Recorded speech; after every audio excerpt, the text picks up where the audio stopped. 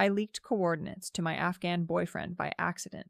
He was Taliban, and they used them to hit our resupply run. You won't believe the mess I got into over in Afghanistan. Seriously? It's the kind of thing that makes you wonder how one tiny slip could blow up into that. I'm spilling it all because, honestly, I'm still trying to piece together how it went so wrong. My name's Claire, and I'm 28, and this happened back when I was deployed, thinking I had everything locked down tight. I was stationed at this dusty FOB in Kandahar, just another day sweating through my ACUs, trying to keep my sanity in that hellhole. Life out there was all routine patrols, convoy escorts, and dodging the LT's dumb orders while the sun cooked us alive. I'd been in worse spots before, so I knew the game.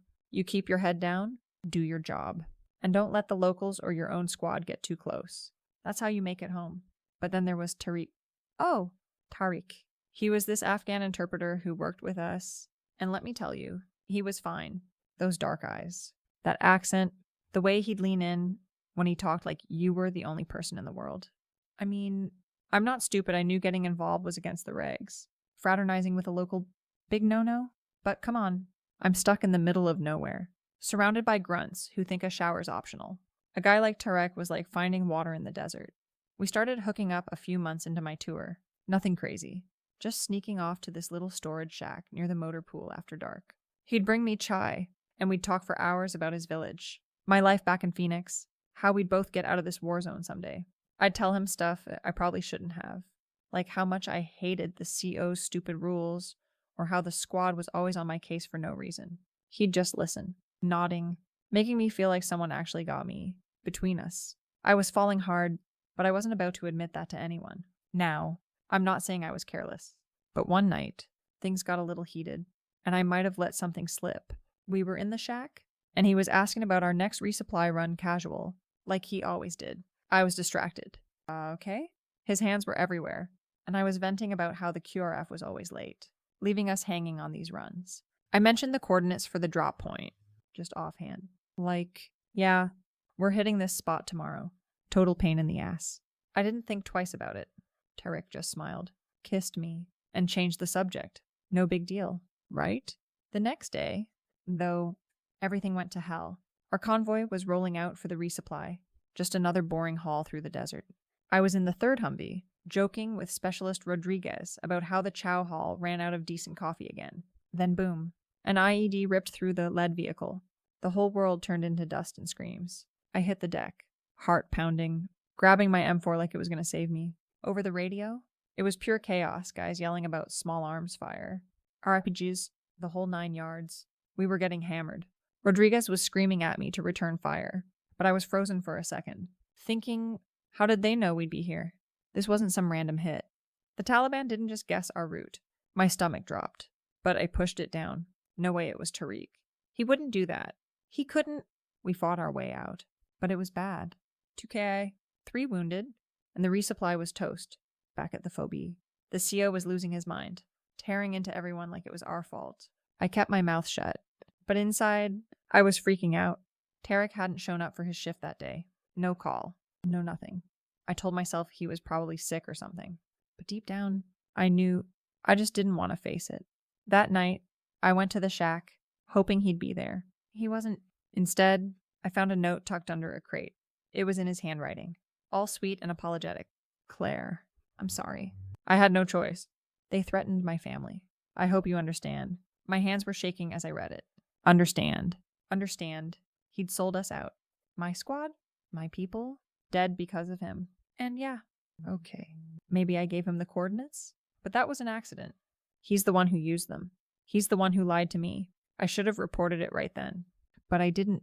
I burned the note and kept quiet. I told myself it was to protect the mission. But honestly, I was protecting myself. If anyone found out I'd been hooking up with a local, let alone leaking ops info, I'd be done. Court-martialed, dishonorably discharged. The works. No way was I letting that happen. I'd worked too hard to get here, and I wasn't about to let some smooth-talking traitor ruin my life. The next few weeks were a blur. The squad was on edge, mourning our guys, and the CO was cracking down on everything. I kept my head down, did my job, and avoided the barracks gossip. But people were talking. Rodriguez kept giving me these looks, like he knew something. I'd snap at him, like, "What's your problem?" But he'd just shake his head and walk away. Typical. Always acting like I'm the issue when they're the ones slacking. Then there was this chick, Sergeant Harper, who started sniffing around. She was one of those by-the-book types, always acting like she was better than everyone else. I could tell she didn't like me, probably jealous, because I didn't have to kiss up to get respect. In my head, I was like, keep your nose out of my business, you uptight bitch. But outwardly, I played nice. All yes. Ma'am. No. Ma'am? She started asking questions about Tariq, like why he'd disappeared right after the ambush. I shrugged it off, said he was just some flaky local, but I could feel her watching me. One day, I caught her going through my bunk. I walked in, and there she was, flipping through my notebook like she owned the place. I lost it. What the hell are you doing? I yelled. She didn't even flinch, just looked at me with those cold eyes and said, care to explain why you've got sketches of the resupply route in here? My heart stopped. I'd forgotten about those dumb doodles I'd made while bored. Nothing serious. But to her, it was evidence. I tried to play it cool. Said it was just random stuff. But she wasn't buying it.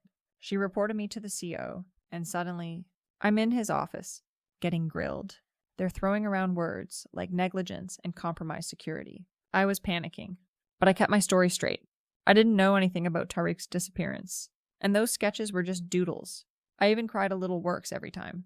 The CO backed off, but I could tell he didn't trust me anymore. Things got worse from there. The squad started freezing me out. Nobody said it to my face, but I could feel it side eyes in the chow hall. Conversation stopping when I walked up.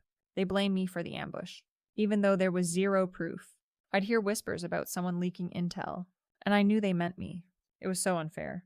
I was doing my best out there, and they're acting like I'm the enemy. If they'd had my back, maybe I wouldn't have needed Tariq in the first place. Then came the investigation.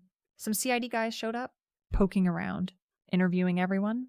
I stuck to my story, but Harper was relentless, feeding them every little detail she could dig up. She even found out about the shack someone must have snitched about me sneaking off. I denied everything, said it was just rumors, but the damage was done. They didn't have enough to charge me, but they didn't need to. The CO pulled me off patrols and stuck me on desk duty, pushing papers like some rev. Humiliating. I thought I'd ride it out. Keep my head down until my tour ended. But then the real kicker came. One night, I'm scrolling Facebook, and I see this post from a military wives group back stateside. Someone had leaked the whole story, my name. Tariq, the ambush, everything. They were calling me a traitor, saying I'd gotten good soldiers killed for some Taliban boyfriend.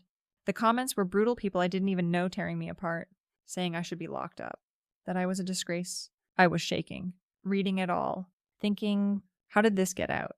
I found out later Harper had a cousin in that group. She'd been feeding them dirt, airing it all online. My name was everywhere, vet TikTok, Twitter, you name it. People were doxing me, posting my old photos, even my address back in Phoenix. I tried to report it, but the damage was done. My life was ruined. And for what? A mistake. I didn't mean to leak those coordinates. Tariq tricked me.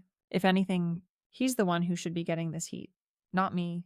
When my tour finally ended, I was sent home with a dishonorable discharge hanging over my head. No benefits, no GI Bill, nothing. I moved back to Phoenix, but it wasn't the same. Old friends ghosted me. My family barely talked to me. I'd walk into bars, and people would whisper like I was some kind of monster. I tried to get a job, but who's going to hire someone with traitor plastered all over the internet? I'm stuck working some dead-end gig at a gas station, barely making rent. And you know what burns me the most? Nobody gets it. They act like I did this on purpose, like I wanted those guys to die. I was trying my best out there, and yeah, maybe I messed up, but who hasn't? If the squad had been tighter, if Harper hadn't been such a jealous snitch, if Tariq hadn't played me, none of this would have happened. I don't care what they say. I know I'm not the bad guy here. I just got screwed over by people who never had my back. Between us, I'm done with all of them. The army, the squad, those online losers, they can all rot. I'm just trying to live my life now. And if they can't handle that, that's their problem, not mine.